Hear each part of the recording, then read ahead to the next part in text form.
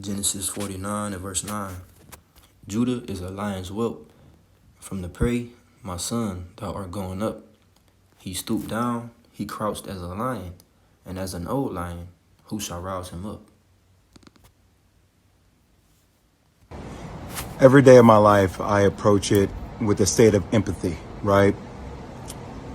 Regardless of what color, what creed, what race you are, I look at people as human beings. I think that's important. But life is always about taking a stand and holding principles. So I want to explain what I feel like my stance is as a black male in this world, okay? And conversations that I've had with my brothers and sisters in the black community. And I want you guys to empathize with it and hear me on it.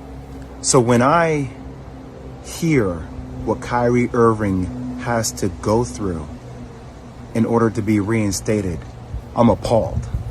I'm appalled.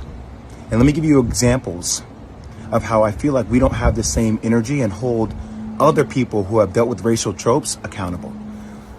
So when Sarah Silverman does blackface, or when Don Imus says nappy-headed hose, or when Howard Stern calls somebody the N-word in the skit, or when Brett Favre takes money from the state of Mississippi, we don't ask them to get sensitivity training.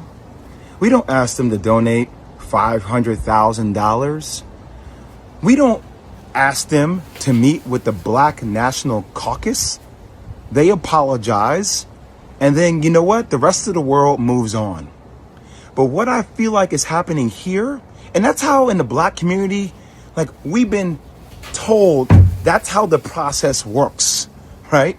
Think about that, Bert. That's how the process works. Oh, somebody does a blackface. Oh, it was a misunderstanding. We got it. Okay. You know, is that person really racist? Probably not. Was it ignorant? Probably so. Okay. We understand it. We move forward. We don't like it. We would love to hold them accountable. But society and having a lot of black people in positions of power, we don't have the governability to do that. But what we feel like happens with Kyrie is even after an apology, it's not enough. We feel like there needs to be more. And a lot of people I've spoken to over the last couple of days talk about this thing. Older mentors of mine talk about buck breaking. So we talk about tropes.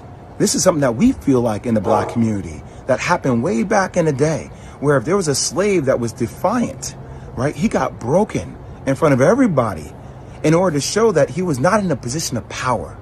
And that at the end of the day, he had to do what he was told to do because that's what was mandated of him. And there's a bigger situation going on. What's happening with Kyrie Irving? If the Nets don't want him to be there, just say you don't want him to be there.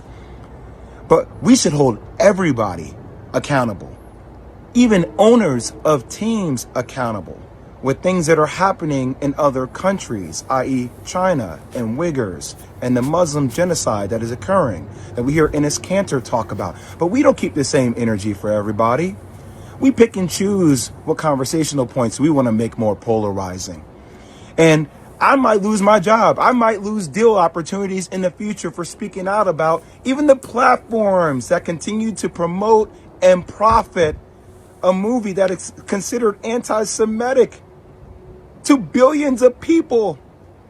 They don't have to be accountable. Who is accountable? But we're going to put everything on the shoulders of Kyrie Irving, who, even though he said, I cannot be anti-Semitic because if I know where I came from, stating that he's one of the 4 lost tribes. He's saying that blacks and Jews come from the same entity, the same thing. But we don't want to understand nuance. We want to be triggered by words. And we like fire. And we like things that are, going viral on social media. And everybody has some kind of hot take. And we're calling people idiots. And we're calling people names because that's what we do. We just destroy each other. I ain't going to destroy each other, man.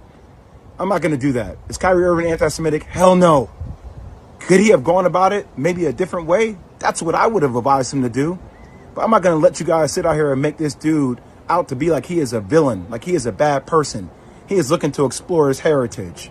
Now, you can crucify me if you want. I don't give a damn anymore. It's time for people to start speaking out with nuance and speaking out on the principles they stand for. That's all I'll say.